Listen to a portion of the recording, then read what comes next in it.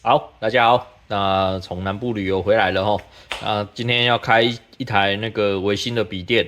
那这台笔电的使用者他是水电行的老板，那他就是平常要去跟各个不同的工班做就是会议啦，哦，那就是需要一台笔电这样。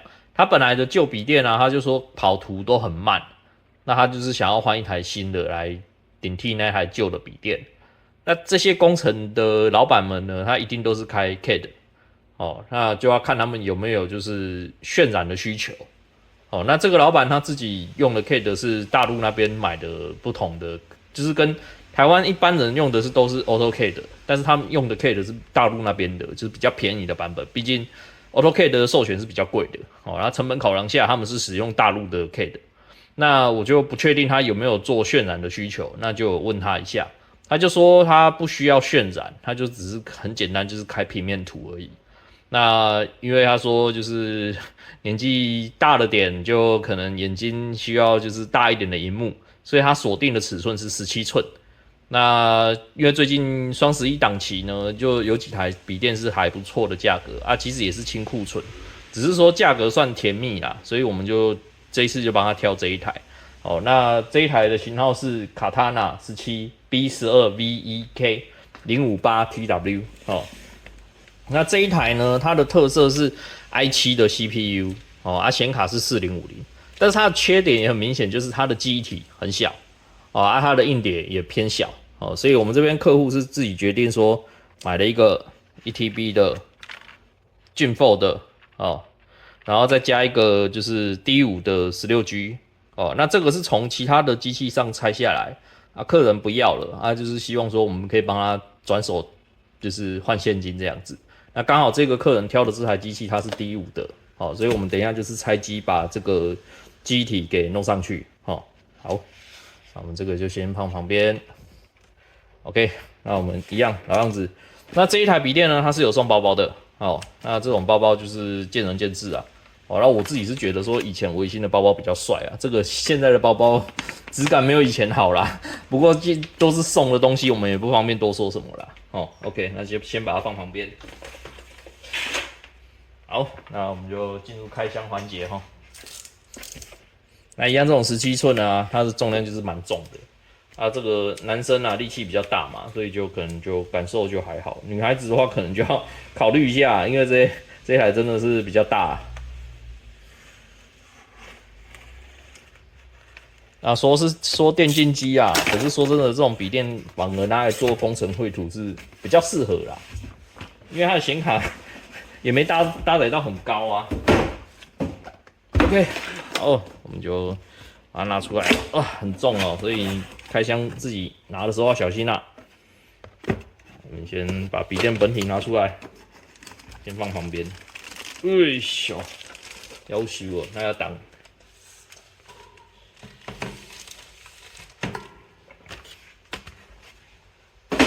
好，那我们看一下变压器的部分，这个是它的充电的线，它一样是米老鼠的头，哦，这个就放旁边了。先看一下变压器谁家做的，不意外应该都是群光啦，不过有一些可能瓦数比较特殊的，它可能就是给别间代工的。哎，这个比较不一样哦，这一次的是台达电。我们看一下它的瓦数，它是20伏特10安培200瓦的哦，那比较特殊一点哦，跟以前开箱不一样，以前都是群光的啊，它这一次是台达电。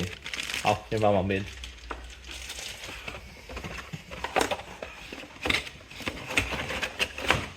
好，那我们看一下这个包包，看有没有附赠的东西，没有。OK， 那这个应该就很简单了。好，我们就先看笔电本体咯。纸箱一样先放旁边哈。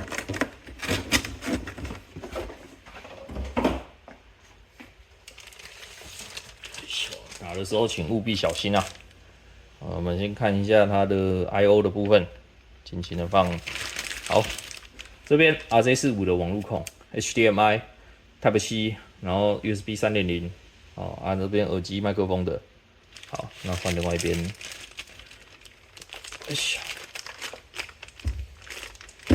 这边就是充电的哦，3.0哦，2.0 ，OK， 好，那我们把笔电本体拿出来，整体来讲质感很好，只是很大很笨重。哦 ，OK， 好，那我们就是先把笔电的记忆体跟固态硬碟弄上去。好，那我们就开始弄哈。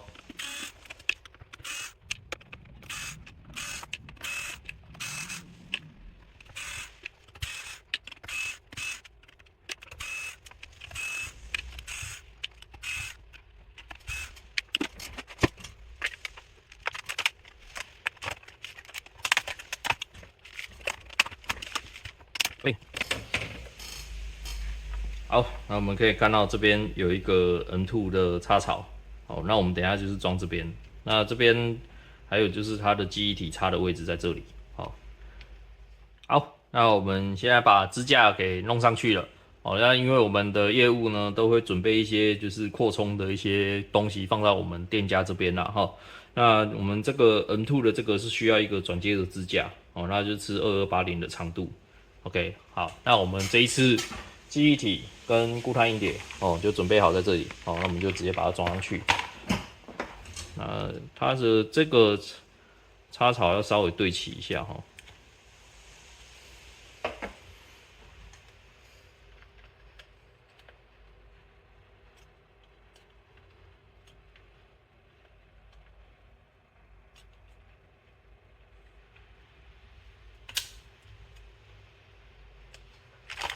好，那我们就这个 N2 装上去。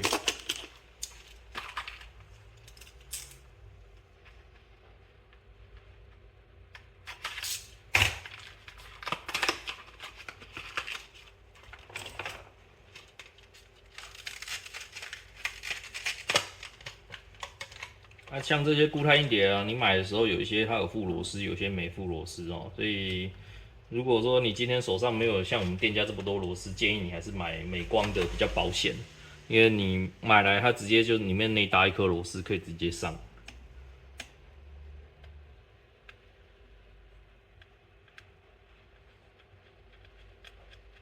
OK， 那我们这样就是记忆体跟固态硬碟都上好了。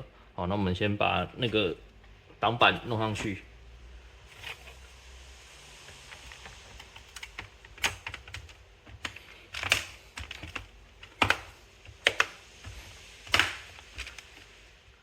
好，那我们花了一些时间就把整个系统跟常用软体都弄好了。那这个客人呢，他就是加了一条16G 的记忆体。那现在 total 记忆体就是8加16，总共24GB。那它原厂只有一颗512的固态硬碟，是美光的。好，那我们这边再加了第2颗固态硬碟来做扩充。那这个扩充的用途呢，因为这个老板呢，他本身是有一台群晖的 NAS。好，那我们可以搭配群晖 NAS 的这个 driver client 去做同步连线。只要我在这个磁区里面就是对档案做修改，它也会同步把 NAS 那边的档案做修改。那这个也是有一点风险，就是万一不小心中了勒索病毒 ，NAS 上面的档案也可能会被修改。可是呢，这一套软体呢，它可以把这个档案的历史版本给拉出来，覆盖过去。所以其实它这个东西算是还不错的一个工具。好，所以如果说你今天是中小型企业，你正常来讲你应该有一台 NAS， 不管这个 NAS 的品牌是什么。好，那我们个人是比较崇尚群晖的 NAS。好，所以如果说你自己是开公司的啊，或是你资料量吞吐很需求很大的人啊，你就很适合买一台这个东西啊。好 ，OK， 那我们现在所有软体都上好了，那我们就准备打电话叫客人来取机咯。那今天的影片就先这样了，谢谢，拜拜。